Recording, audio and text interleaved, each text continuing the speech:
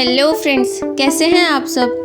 क्योंकि आप लोगों ने मेरे वीडियोस को इतना पसंद किया है और बहुत सारे लोग रिक्वेस्ट कर रहे थे कि और वीडियोस बनाऊं, तो इसलिए मैं वापस से वीडियोस बनाना शुरू कर रही हूं और अब मेरे वीडियोस रेगुलर आया करेंगे। और दोस्तों, आपको भी ये करना पड़ेगा कि आप वीडियोस को ज़्यादा से ज़्यादा शेयर करें ताकि मुझे मोटिवेशन मिले और मैं ज़्यादा से ज़्यादा वीडियोस बनाऊं।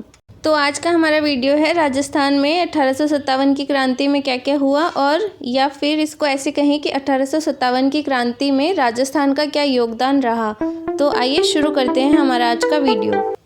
जब अंग्रेजों ने अधीनस्थ संधियां शुरू की थी तो 1832 में राजपूताना रेजिडेंसी की स्थापना करी, जिसका मुख्य अधिकारी एजेंट टू गवर्नर जनरल था। इसको हम आगे कई जगह पे AGG बोले करेंगे। तो इसका मुख्यालय अजमेर में था, जिसे 1845 में आबू में स्थानांतरित कर दिया था गर्मियों में। राजस्थान का पहला AGG डेविड ऑक्टरलोनी था और 1857 की क्रांति के समय AGG था जॉर्ज पैट्रिक लॉरेंस। इसका नाम कई बार आएगा। क्रांति के समय राजस्थान में 6 सैनिक छावनियां थी: नसीराबाद, नीमच, एरिनपुरा, देवली, खेरवाड़ा, ब्यावर। खेरवाड़ा में भीलों की एक टुकड़ी थी और ब्यावर में मेर जाति की एक टुकड़ी थी। इन दोनों ने क्रांति में प्रत्यक्ष रूप से भाग नहीं लिया था। अच्छा, भारत में क्रांति कब हुई थी? 10 मई 1857 को मेरठ की छावनी में अंग्रेजी सेना के जो भारतीय सैनिक थे उन्होंने विद्रोह कर दिया था। और राजस्थान में सबसे पहले नसीराबाद में क्रांति शुरू हुई थी 28 मई 1857 को। यहाँ पर 15वीं बंगाल नेटिव इन्फेंट्री ने पहले विद्रोह किया और उसके बाद 30वीं बंगाल नेटिव इन्फेंट्री ने इनका साथ दिया। इन्होंने विद्रोह क्यों किया? हुआ ये था कि 15वीं बंगाल नेटिव इन्फेंट्री काफ़ी समय से अजमेर के शस्त्रागार की रक्षा कर रही थी, तो संदेह होने के कारण अंग्रेजों ने इन्हें नसीराबाद भेज दिया था अजमेर से। इतना ही नहीं, इन पर नज़र रखने के लिए बॉम्बे लांसर्स को भी वहां छोड़ दिया था। इस वजह से इनमें गुस्से की भावना पैदा हो गई थी, तो इसलिए यहाँ सैनिकों ने विद्रोह कर दिया। सैनिकों ने छावनी को लूटा और यहाँ मेजर स्पॉटिसवुड और न्यूबरी की हत्या की और दिल्ली की ओर कूच कर गए। अब बात करेंगे नीमच छावनी की। यहाँ पर कर्नल एबट 2 जून को सैनिकों को शपथ दिलवा रहा था कि वो अंग्रेजों के प्रति वफादार रहेंगे।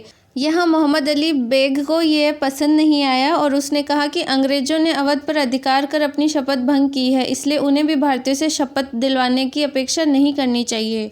और फिर 3 जून 1857 को मोहम्मद अली बेग और हीरा सिंह के नेतृत्व में नीमच में छावनी में विद्रोह हो गया। नीमच छावनी वैसे तो मध्य प्रदेश में थी, पर मेवाड़ का जो पॉलिटिकल एजेंट शावर्स था वो उसकी देखरेख कर रहा था। तो AGG के कहने पर शावर्स ने कोटा, बूंदी और मेवाड़ की राजकीय सेना के साथ 8 जून को पुनः नीमच पर अधिकार कर लिया था। यहाँ एक घटना और हुई थी कि क्रांतिकारियों ने अंग्रेजों के परिवारों को डूंगला गांव चित्तौड़गढ़ में रुंगाराम के घर बंदी बनाया था, जिन्हें राजा स्वरूप सिंह ने रिहा करवाकर जगमंदिर महल पिछोला में रखा था और उनकी देखभाल वहां पर गोकुलचंद मेहता ने की थी। अच्छा, मैंने आपको ये नहीं बताया है कि कौन सी रियासत में पॉलिटिकल एजेंट कौन कौन थे। तो वो हैं कोटा में major Burton, Jodhpur McMason, Bharatpur major Morrison, Udaipur Showers, Jaipur Eden, Sirohi JD Hall. अब अगर आपके मन में ये आ रहा है कि मैडम ये भी बता दो कि उस टाइम कौन सी रियासत में राजा कौन कौन से थे, तो इसके लिए मैंने 2 शॉर्ट वीडियो शॉर्ट्स में डाले हैं, तो आप वहाँ पर वो सब देख सकते हैं। नीमच से क्रांतिकारी जब दिल्ली की ओर जा रहे थे तब उन्हें रास्ते में देवली छावनी की महिदपुर सैनिक टुकड़ी भी मिल गई थी उनके साथ, तो इस तरह देवली भी इनमें शामिल हो गई थी। अब देखते हैं एरिनपुरा छावनी में क्या हुआ। ये जोधपुर लीजियन का मुख्यालय था। 21 अगस्त 1857 को यहाँ पर विद्रोह हुआ था। यहाँ क्रांतिकारियों ने मारो फिरंगी दिल्ली चलो का नारा दिया था और दिल्ली की ओर चल पड़े थे। और रास्ते में इनकी मुलाकात आउवा के ठाकुर कुशाल सिंह चंपावत से हुई, जिसने इन्हें नेतृत्व प्रदान किया। तो क्रांति में आउवा का क्या रोल रहा ये अब देखते हैं। बिथोड़ा का युद्ध, ये 8 सितंबर 1857 को हुआ था। जोधपुर के महाराजा तख्त सिंह ने अपने किलेदार ओनाट सिंह पवार, अपने सेनापति फौजदार राजमल लोढ़ा और अंग्रेज अधिकारी हीथकोट के साथ सेना भेजी थी और इन सब का युद्ध हुआ क्रांतिकारियों का, जिनका नेतृत्व किया था कुशाल सिंह चंपावत ने। इसमें जीत क्रांतिकारियों की हुई थी। इसके बाद हुआ चेलावास का युद्ध, जो 18 सितंबर 1857 को हुआ। AGG पैट्रिक लॉरेंस और मारवाड़ के पॉलिटिकल एजेंट मैकमेसन और कुशाल सिंह के बीच हुआ। इस युद्ध में भी क्रांतिकारी ही विजय रहे थे और इस युद्ध का मंजर तो बहुत भयंकर था। क्रांतिकारियों ने मैकमेसन की गर्दन काटकर आउवा के किले के द्वार पर लटका दी थी। इस युद्ध को काले गोरों का युद्ध कहा जाता है। इस हार का बदला लेने के लिए अंग्रेजों ने कर्नल होम्स के नेतृत्व में पालनपुर गुजरात और नसीराबाद अजमेर की संयुक्त सेना 20 जनवरी 1858 को भेजी और 29 जनवरी को इन्होंने आउवा को अपने काबू में कर लिया।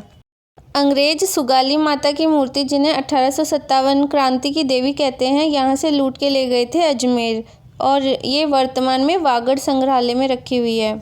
खुशहाल सिंह चंपावत ने 8 अगस्त 1860 को अपना आत्मसमर्पण कर दिया, नीमच में किया था और इसकी जांच के लिए अंग्रेजों ने मेजर टेलर आयोग गठित किया था, जिसमें खुशहाल सिंह चंपावत निर्दोष साबित हो गए थे। दोस्तों, 1857 की क्रांति में आउवा की जो घटना है वो बहुत महत्वपूर्ण कड़ी है। आज 150 वर्ष बीत जाने के बाद भी उस जगह की, उस क्षेत्र की जनता लोकगीतों के जरिए आउवा के संग्राम को याद करती है। वो बोलती है, ढोल बाजे चंग बाजे भलो बाजे बांकियो, एजेंट को मारकर दरवाजे पर टांकियो। आई होप कि मैं आप लोगों की अटेंशन वीडियो में पकड़ कर रख पा रही हूँ। अगर आपको वीडियो पसंद आ रहा है तो प्लीज़ शेयर कीजिएगा। आगे बढ़ते हैं। अब बात करते हैं कोटा का योगदान क्या रहा। कोटा एकमात्र ऐसी जगह थी जहाँ छावनी नहीं थी, लेकिन फिर भी यहाँ विद्रोह हुआ था और इतना ही नहीं, यहाँ जनता ने 6 महीने तक शासन अपने हाथों में रखा था। कोटा में क्रांति हुई थी 15 अक्टूबर 1857 को। यहाँ ये हुआ कि यहाँ के पॉलिटिकल एजेंट बर्टर ने कोटा के महाराव से कहा कि उसके कुछ लोग यहाँ, खासकर जयदयाल, रतनलाल और जियालाल, वो वफादार नहीं हैं, इसलिए उन्हें अंग्रेज सरकार को सौंप दिया जाए। जब ये बात वहाँ सेना में फैल गई तो वकील जयदयाल और रिसालदार मेहराब खां के नेतृत्व में वहाँ क्रांति हो गई। बर्टन की लाश को पूरे शहर में घुमाया गया और उसके 2 पुत्रों और डॉक्टर सैडलर कॉटम को मार दिया गया। महाराव को नज़रबंद कर कोटा शहर पर नियंत्रण कर लिया गया। एजीजी पैट्रिक लॉरेंस ने मेजर रॉबर्ट्स के नेतृत्व में सेना भेजी। करौली के राजा मदन पाल ने मदद की और कोटा शहर को क्रांतिकारियों से 31 मार्च 1858 को मुक्त करवाया। जयदयाल और मेहराब खां को फांसी दे दी गई। कोटा महाराव की तोपों की सलामी 17 से घटाकर 13 कर दी गई। करौली महाराजा मदन पाल को 17 तोपों की सलामी और इतना ही नहीं, उन्हें grand commander state of India की उपाधि भी दी गई। ये तो वो जगह हुई जहाँ बड़ी बड़ी क्रांतियाँ हुई थी। इसके अलावा अन्य रियासतों में भी थोड़े थोड़े लेवल पर कुछ कुछ हुआ था। तो भरतपुर में विद्रोह हुआ। राजा जसवंत सिंह नाबालिग थे, इसलिए वहाँ का शासन पॉलिटिकल एजेंट मॉरिसन संभाल रहा था। इससे नाराज होकर वहाँ पर गुर्जरों और मेवों ने 31 मई 1857 को विद्रोह किया था। महाराजा के कहने पर मॉरिसन भरतपुर छोड़कर आगरा भाग गया था। धौलपुर में विद्रोह देवा गुर्जर, रामचंद्र और हीरालाल राणा के नेतृत्व में हुआ था। यहाँ पटियाला नरेश ने सहायता की और 2 महीने बाद वहाँ के राजा भगवंत सिंह को आज़ाद करवाया गया। अच्छा, क्रांति के दौरान मेवाड़ के 2 सामंतों ने क्रांतिकारियों की काफ़ी सहायता की थी, उनके बारे में भी बात करनी चाहिए। ये थे सलुम्बर और कोठारिया के सामंत। सलुम्बर के रावत केसरी सिंह और कोठारिया के रावत ज्योत सिंह ने काफ़ी योगदान दिया। इन्होंने ब्रिटिश सत्ता के विरोधी जागीरदारों को अपने यहाँ शरण दी। उदयपुर महाराणा की जो अंग्रेज भक्ति थी उसका विरोध किया और जब आउवा के खुशहाल सिंह इधर उधर भटक रहे थे तो इन्होंने अपने यहाँ शरण भी दी। दोस्तों, 1857 की क्रांति के दौरान तांत्या टोपे राजस्थान में 2 बार आए थे, तो उनका क्या अभियान रहा उसके बारे में भी थोड़ी सी बात करनी जरूरी है। शंकरदान सामोर ने तांत्या टोपे के लिए कहा है कि जठे गयो जग जीतियो, खटके बिन रण खेत, तगड़ो लड़ियो तांतियो, हिंद थान रे हेत। यानी हिंदुस्तान के लिए वो बहुत अच्छा लड़ा था।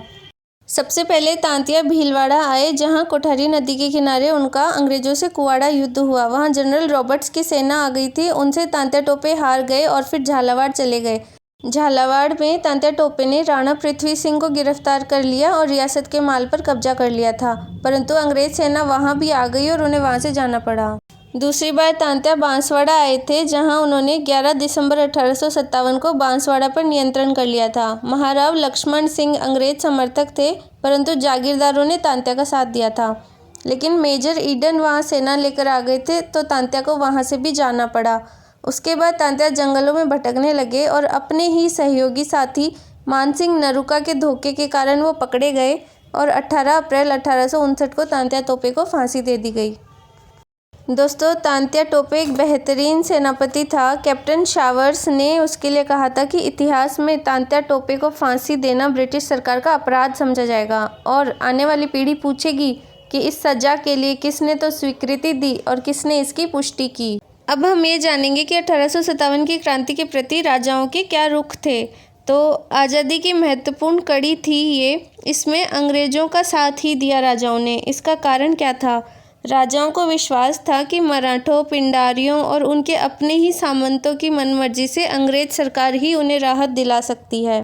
मेवाड़ महाराणा स्वरूप सिंह ये अंग्रेज भक्त थे। इन्होंने कप्तान शावर्स की सहायता से मेवाड़ में स्थिति को बिगड़ने नहीं दिया। नीमच में शावर्स के साथ सैनिक सहायता भेजी थी और जान बचाकर भागे अंग्रेजों को जगमंदिर महलों में रखा था।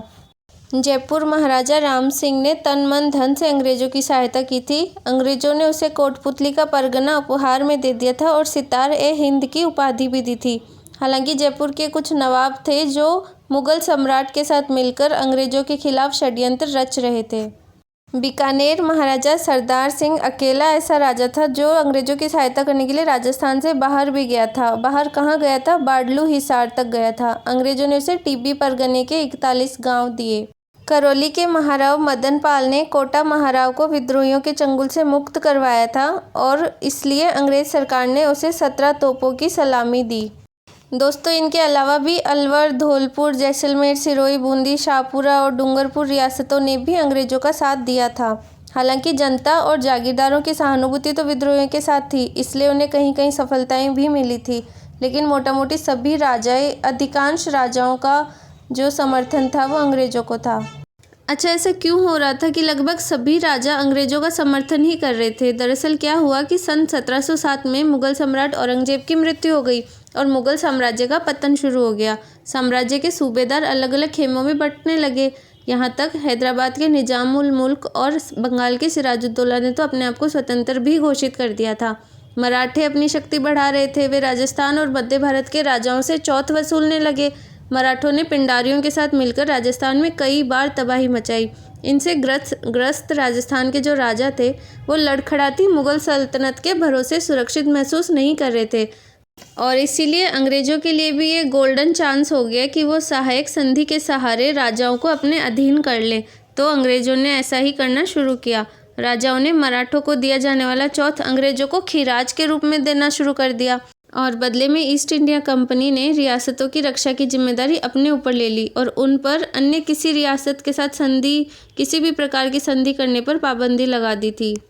हालांकि अंग्रेजों ने राजाओं से ये वादा किया था कि वो उनके आंतरिक मामलों में हस्तक्षेप नहीं करेंगे, लेकिन अंग्रेज इतनी बार आगे हस्तक्षेप करते थे कि धीरे धीरे राजा इस शर्त को भूल गए और फिर जैसा चलता रहा वो चलता रहा बस। दोस्तों, अब तक हमने ये बात की है कि क्रांति के दौरान क्या क्या हुआ था। अब हम जानेंगे कि क्रांति हुई क्यों थी, क्रांति के कारण क्या क्या थे। सबसे पहले देखते हैं राजनीतिक कारण।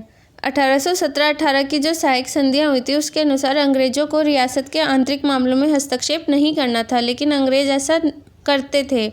दूसरा, सुरक्षा के नाम पर जो सैनिक टुकड़ियां बनाई थी उनका खर्चा रियासतों पर ही डाल दिया था।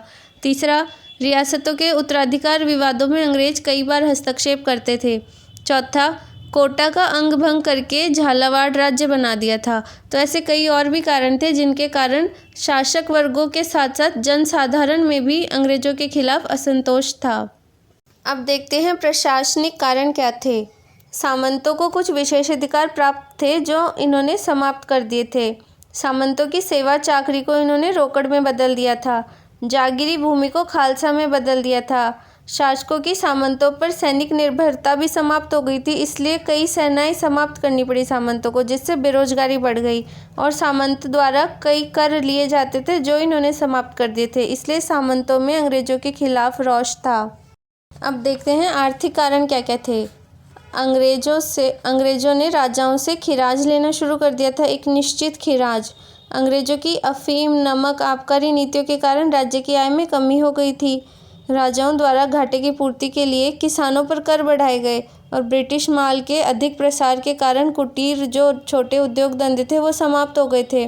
तो इस वजह से जनता पर बहुत भार बढ़ गया था और इस वजह से अंग्रेजों से नफरत फैलती जा रही थी। सामाजिक धार्मिक कारण। ईसाई मिशनरियों का धर्म प्रचार बढ़ गया था, जिससे राजस्थान की जनता को अपने धर्म पे खतरा लगने लगा और अंग्रेजों के द्वारा किए जा रहे सामाजिक सुधारों को भी जनता ने अपनी संस्कृति पर ही हमला माना। अब लास्ट में देखते हैं कि सैनिक कारण क्या थे। सैनिकों के साथ वेतन और पद के मामले में तो नस्लीय भेदभाव हो ही रहा था। भारतीय सैनिकों को बहुत ही नीचे समझा जाता था। इसके अलावा पहले जो चल रही थी ब्राउन बेस राइफ़ल, उसकी जगह एनफील्ड राइफ़ल आ गई थी और उसके जो कारतूस थे वो चर्बी से बने हुए थे। ऐसी खबर फैली हुई थी कि गाय और सूअर की चर्बी से बने हुए। तो ये रीज़न हिंदू और मुसलमान दोनों ही सैनिकों के लिए बहुत बड़ा रीज़न बना। ये तो हो गए क्रांति के कारण क्या थे। अब हमें पता है कि क्रांति आगे जाके असफल हो गई थी, तो असफलता के कारण क्या थे वो जानते हैं। एक कारण तो ये था कि सर्वमान्य नेतृत्व का अभाव था, कोई प्रॉपर नेतृत्व नहीं था। चारों सैनिक छावनियों में और जो विद्रोह हो रहे थे वो अलग अलग केंद्रों में हो रहे थे और समन्वय का अभाव था। अलग अलग छावनियों में अलग अलग समय पर विद्रोह हो रहे थे और उनमें आपसी समन्वय का अभाव था। विद्रोहियों के पास अंग्रेजों की तरह आधुनिक हथियार नहीं थे और कुशल सेनापति भी नहीं थे। राजस्थान के अधिकतर शासकों ने अंग्रेजों का ही साथ दिया था। विद्रोहियों ने अजमेर पर कब्जा करने का प्रयास ही नहीं किया। अजमेर में काफ़ी शस्त्र थे, तो अगर विद्रोही अजमेर जाते तो उनका पलड़ा भारी हो सकता था। और तांत्या टोपे का राजस्थान में आगमन तो हुआ, पर देरी से हुआ। तब तक अंग्रेज उत्तर भारत के कई स्थानों पर क्रांति दबा चुके थे और क्रांति का राजस्थान में सीमित प्रसार भी हुआ, यानी समाज के सभी वर्गों ने भागीदारी नहीं दिखाई थी। तो ये कुछ कारण हैं जो असफलता के कारण हैं, और इसके अलावा भी कुछ और आपको समझ आए तो आप डेफिनेटली उन्हें ऐड कर सकते हैं। तो दोस्तों ये था मेरी तरफ से प्रयास आपको 1857 की क्रांति बहुत ही शॉर्ट तरीके से बताने का, और जहाँ तक मुझे लगता है मैंने कोई भी चीज़ छोड़ी नहीं है। सब कुछ मैंने आपको 15 मिनट के अंदर बता दिया है। अगर आपको वीडियो पसंद आए तो प्लीज़ कमेंट में ज़रूर बताना, ताकि मैं जल्दी से जल्दी दूसरा वीडियो बनाऊँ। तब तक के लिए आप लोग अपना ध्यान रखिए, खूब सारी पढ़ाई कीजिए। बहुत सारे एग्ज़ाम्स आने वाले हैं, तो बहुत पढ़ाई कीजिए, अच्छे से तैयारी कीजिए और जल्दी से अपने मम्मी पापा का नाम रोशन कीजिए। Thank you.